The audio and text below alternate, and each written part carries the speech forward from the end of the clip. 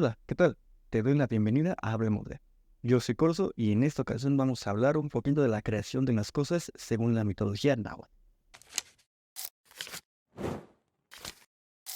Para ello vamos a utilizar este librito. Sí, contiene muchos poemas de épica náhuatl o náhuatl según la correcta pronunciación, pero nos vamos a centrar en el cuento, el mito, como sea que quieras llamar, de la creación de las cosas. ¿Va? Entonces vamos a leerlos, una lectura muy cortita en realidad y muy bonita, así que vamos leyendo juntos. Bueno, yo voy leyendo, tú me vas escuchando y vamos a ir haciendo quizá alguna acotación si es preciso para contarles algo que se les vaya ocurriendo o ampliarles el contexto en cuanto a este tipo de cosas.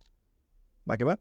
Son bueno, media página, una y media, dos y media, tres, cuatro, cinco páginas en total. Sí, son muy poquitas. Entonces, ándate pues, vamos a comenzar. Y dices, creación de las cosas. Los dos grandes dioses, Tezcatlipoca y Quetzalcóatl, hicieron bajar del cielo a la Señora de la Tierra. Era un monstruo grandioso, lleno de ojos y bocas en todas sus coyunturas. De cada articulación de sus miembros tenía una boca y con sus bocas sin número mordía, cual muerden las bestias. El mundo está lleno de agua, cuyo origen nadie sabe. Por el agua iba y venía el gran monstruo de la tierra. Cuando la vieron los dioses, uno a otro se dijeron, es necesario dar a la tierra su forma. Entonces se transformaron en dos enormes serpientes. La primera asió al gran monstruo de la tierra desde su mano derecha hasta su pie izquierdo, en tanto que la otra serpiente, en que el otro dios se había mudado, trababa desde su mano izquierda hasta su pie derecho. Una vez que la han enlazado, la aprietan y la estrechan. La oprimen con tal empuje y tan violencia que al fin de dos partes se rompe, o sea, básicamente, ¿no? Que de hecho, hay un pequeño paréntesis, nos vamos a encontrar en este libro que muchos nombres como tal se los saltan y nada más nos da la traducción al español o el significado del nombre. Porque, por ejemplo, el gran monstruo de la Tierra, mencionaron algo así. El gran monstruo de la Tierra, ese nombre está escrito en mayúsculas, por lo que es un nombre propio.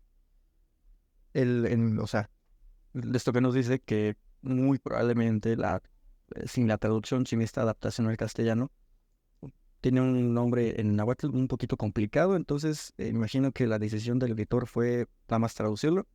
Pero sí, nos vamos a encontrar muchas descripciones así en cuanto a los nombres. Nos dan su traducción o su significado, en vez de darnos, pues como tal, el nombre del dialecto. Suben la parte inferior y de ella hacen el cielo. Bajan la parte superior y de ella forman la tierra.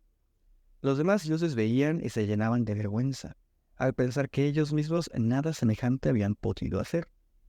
Entonces, para resarcir a la Señora de la Tierra del daño enorme que los dioses le habían hecho, bajaron todos los demás a consolarla y darle dones. En recompensa, le dieron que de sus carnes saliera cuanto el hombre necesita para sustentarse y vivir sobre el mundo. Hicieron que sus cabellos se mudaran en hierbas, árboles y flores. Su piel quedó convertida en la grama de los prados y en las flores que la esmalte. Sus ojos se transformaron en cuevas pequeñas, pozos y fuentes, su boca en cuevas enormes, su nariz en montes y valles. Que una de las peculiaridades de la mitología mexica y en general de todas las mitologías mesoamericanas es que le atribuyen ese tipo de propiedades a sus dioses y diosas. Realmente no alcanzo a entender si lo visualizaban como seres humanos increíblemente grandes, pero con la propiedad de que al morir su cuerpo se transformaba físicamente en pues, el relieve que podemos ver.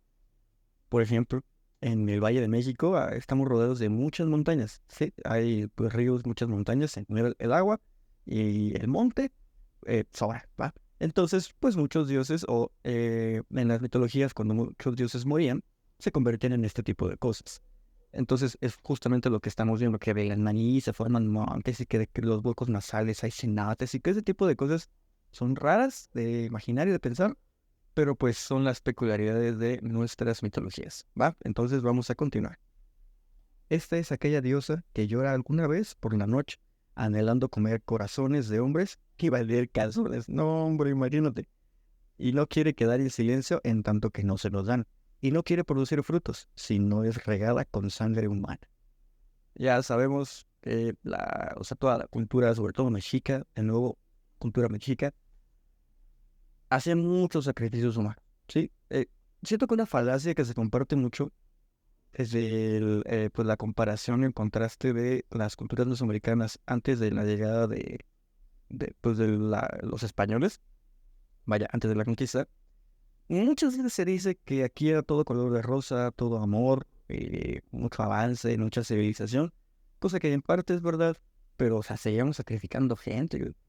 O sea, sí teníamos mucho aseo, teníamos sistemas de riego, sistemas de drenaje, teníamos un sistema social y una sociedad en general muy inclusiva, muy incluyente con todos los sectores de la misma población. Igual, un sector por castas, una población de castas muy marcada.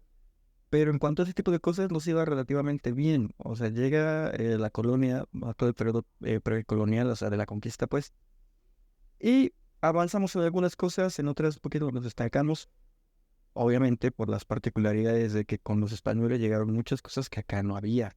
Y igual se fueron, ¿va? O sea, de que llegan cosas nuevas, se van cosas nuevas.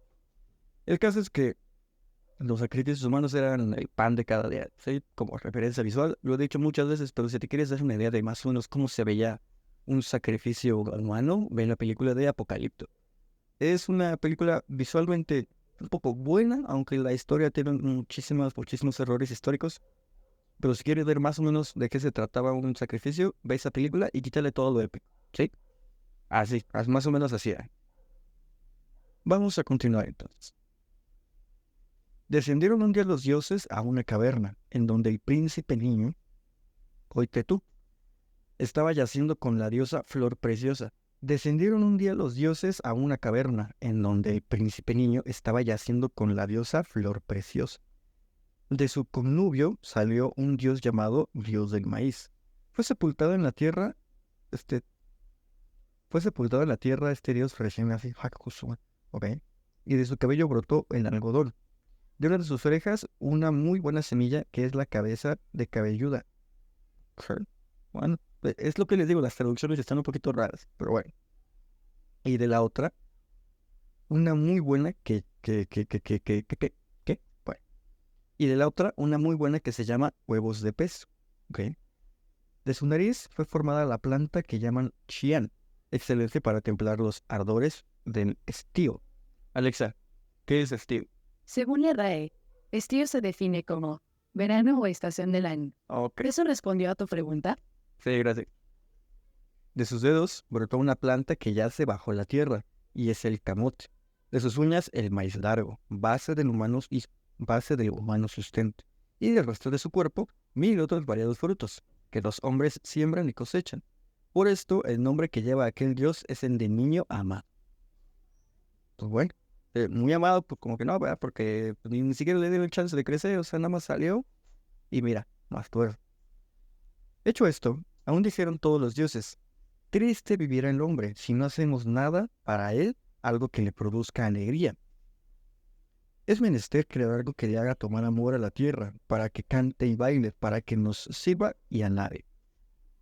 Una peculiaridad que se comparte en todas las mitologías, al parecer los dioses existen por una razón que no alcanzamos a comprender porque está más allá de nuestro entendimiento, pero la raza humana sí existe para brindarles devoción y fe a estos mismos, ¿no? Algunas mitologías cuentan que si el ser humano le dejara de rendir tributo, de tenerles fe a los dioses, estos morirían, porque básicamente se alimentan pues de la fe, ¿sí? Y de las alabanzas de la raza humana. Otras dicen que no es como que se mueran, pero pues que sí les interesa que le rindamos culto, ¿no? Ok. Oyó aquello el dios del viento, y se puso a cavilar en donde podría hallar lo que los dioses pedían. Vino a su memoria el recuerdo de una hermosa doncella llamada Meyahuel. Voló hasta el lugar donde aquella virgen vivía, unida a otras muchas que una vieja, abuela suya, guardaba. Era esta muy vieja y rendida por los años. Tenía por nombre Tzuntzumiltl. Tzuntzumiltl. Cuando el dios del viento llegó, todas estaban dormidas, pero él fue a despertar a Meyahuel y le dijo: En busca tuya vengo, porque he de llevarte al mundo. La doncella consintió en ir con él a la tierra. Entonces el dios del viento la tomó sobre sus espaldas y bajó con ella a la tierra. Mire, probablemente estemos haciendo un poquito de cortes, o sea, ya la edición final tenga algunos cuantos cortes que son precisos, porque hay veces en las que la manera en la que está escrita esto se complica un poquito la lectura agilizada. Y entonces confirmo si este sí está bien escrito o si neta soy yo el que no sabe leer. Entonces voy a hacer algunos cortes, quizá para hacer algunas acotaciones, preguntar algo, investigar algún significado de alguna palabra, X cosa va. Una disculpa del tamaño por eso. Cuando tocaron la tierra, inmediatamente se transformaron en un hermoso y corpulento árbol, que se abría en dos grandes ramas. Una era el sauce precioso, y era la rama del dios del viento. La otra era el árbol florecido, y era la rama de la doncella. Llegó, entre tanto, la hora en la que la vieja guardiana dejara su sueño. Cuando no vio junto a ella a su nieta, comenzó a dar grandes gritos. Pero la doncella no apareció. Entonces la vieja abuela, llena de ira, convocó a todas las deidades que se llaman Tzitzime. Entre todas ellas bajaron en busca de la doncella y del dios del viento, que había venido a robarla. Cuando la tierra tocaron todos aquellos dioses, el árbol se desgajó y una rama cayó hacia un lado, separada de la otra, que cayó al lado opuesto. Cuando la anciana vio la rama árbol florecido, reconoció inmediatamente a su nieta, y era de furor, la destrozó y fue dando a cada deidad una parte de sus miembros. Yo creí, fíjate, ya había leído esto, pero hace ya un poquito de tiempo, entonces ya había olvidado algunos detalles. Pero uno creería, ¿no? Que si se te perdió un hijo y luego lo encuentras, pues lo abrazas de mínimo, ¿no? O sea, le metes un zape y luego abrazas o le dices, amigo, ¿está usted bien? Pero no, o sea, ya te encontré, mija. Más todas. Como que les encantaba matar gente, ¿no? O sea, humanos o deidades les encantaba morir. Bueno, no morir, les encantaba matar. Wow. Los dioses los devoraron. La rama sauce precioso, que era la del dios del viento, no fue tocada por los dioses, canijos, sino que quedó allí abandonada. Cuando los dioses malévolos regresaron a sus alturas, entonces el dios del viento recobró su antigua forma y comenzó a recoger los huesos de la doncella esparcidos por la tierra y los fue enterrando por los carros. O sea, mañoso, viejo mañoso, esa era la idea inicial entonces, o sea, no era llevarla nomás por llevarla, sino que era llevarla, que la anciana se diera cuenta de esa ausencia y que al momento de encontrarla le dieran más torso para entonces con los restos del cuerpo, lo que habíamos comentado hace rato, empezar a crear. De ellos brotó una planta que abre sus aspas al viento y que produce el vino blanco que beben los hombres. Bueno es y deleitoso, y si embriaga, no es por él mismo, sino por las raíces que le mezclan y que le dan embriagadora virtud. Un día muy de mañana lanzó el sol una flecha desde el cielo, fue a dar en la casa de los espejos, y del hueco que abrió la roca nacieron el hombre y una mujer. Ambos eran incompletos, solo del tórax hacia arriba, e iban y venían por los campos saltando cual los gorriones. Pero unidos en un beso estrecho, engendraron a un hijo que fue raíz de los hombres. En el año final en que la diosa de falda de Jade fue la que presidía, a causa de la lluvia abundante se derrumbaron los cielos y muertos todos los hombres, se convirtieron en peces. Cuando miraron los dioses que los cielos se habían caído, resolvieron llegar al centro de la tierra abriendo para ello 4 caminos subterráneos y entrar por estos caminos a levantar los cielos. Ya, se metieron dentro de la tierra y de dentro dijeron, vamos para arriba. Para sostener los cielos hicieron 4 personajes cuyos nombres son Águila que baja, Serpiente de navajas de obsidiana, Resurgimiento, y el de las flores aguzada. Enseguida, los 2 grandes dioses, Tezcatlipoca y Quetzalcóatl, eran hermanos, se transformaron en 2 grandes árboles.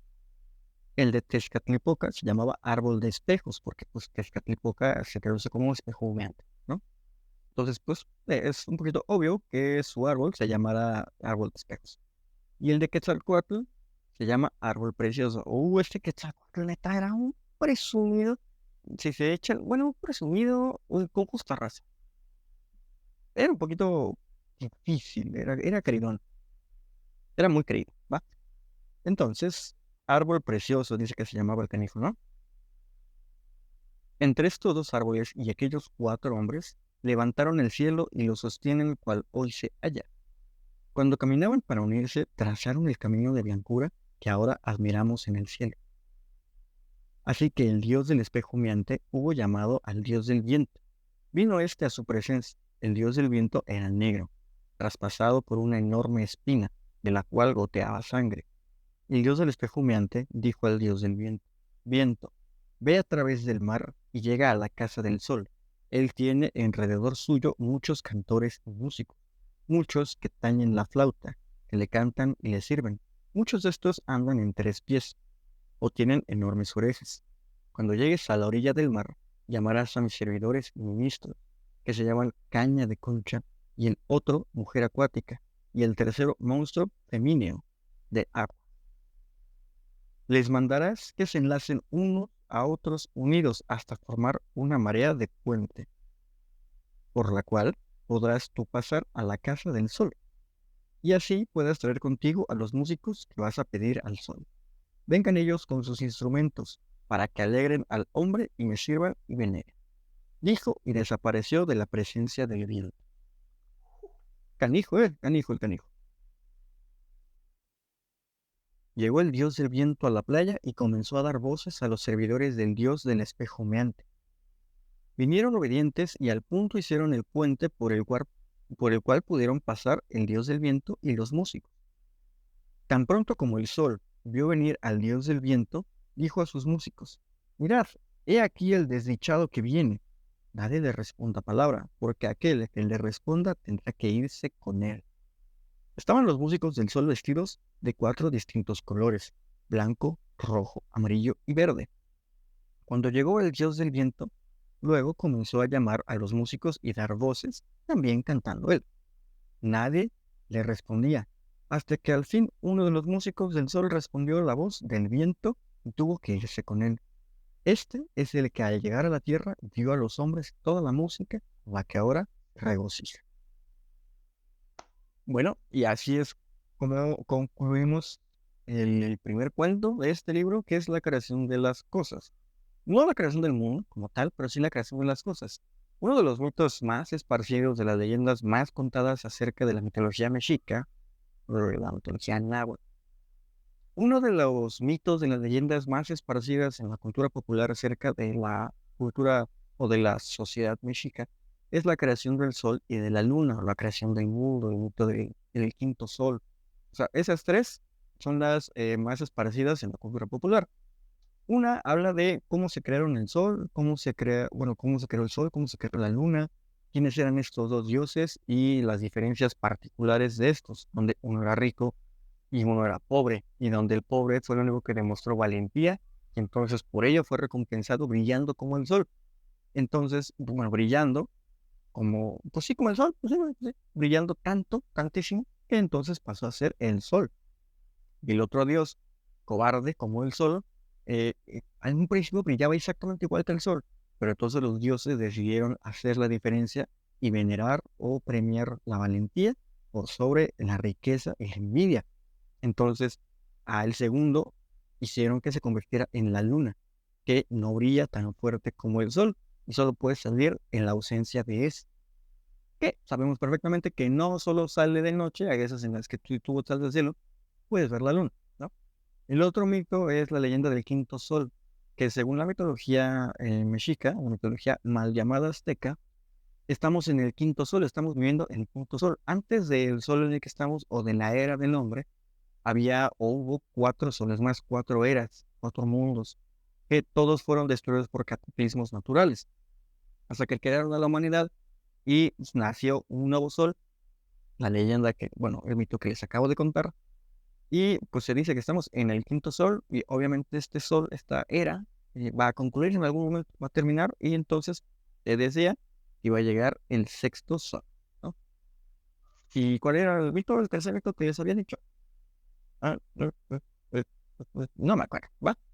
Pero entonces ahora conocemos un poquito más de cómo se crearon las cosas, cómo es que obtuvimos la música, cómo obtuvimos, cómo se formaron las montañas, los valles, las cuevas, los ríos, las flores, los árboles, quiénes estuvieron metidos en esto, el por qué, sobre todo porque es una razón muy importante, que era pues darnos a la raza humana algo que hacer, no, para que no más nos estuviéramos ahí rascando la panza, sino que tuviéramos algo con que entretener, también herramientas suficientes para rendirles alabanzas y tributo a los dioses. Como ya vimos, eh, así, mira, si tú me dijeras, hazme un top 3 o un top 5 de las cosas más importantes que caracterizan a las mitologías mesoamericanas, son: uno, los sacrificios humanos; dos, los dioses se transforman en lo que ellos quieran; eh, tres, abundancia de nombres, de descendencia y de propiedades similares entre dioses. Y creo que esas son las más importantes. Bueno, y cuatro, que en algunas sociedades, culturas, la guerra era uno de los pilares del desarrollo social, tecnológico y científico. Entonces, espero les haya gustado mucho, espero no se me hayan enredado demasiado con mi tipo de lectura. Hice lo posible para ir leyendo lo más fluido que yo puedo hacer. Eh, Está redactado un poquito raro, es bonito, pero no es el tipo de lectura a la que estamos acostumbrados. Entonces, de verdad, espero les haya gustado, les haya interesado y nos vemos en un próximo episodio.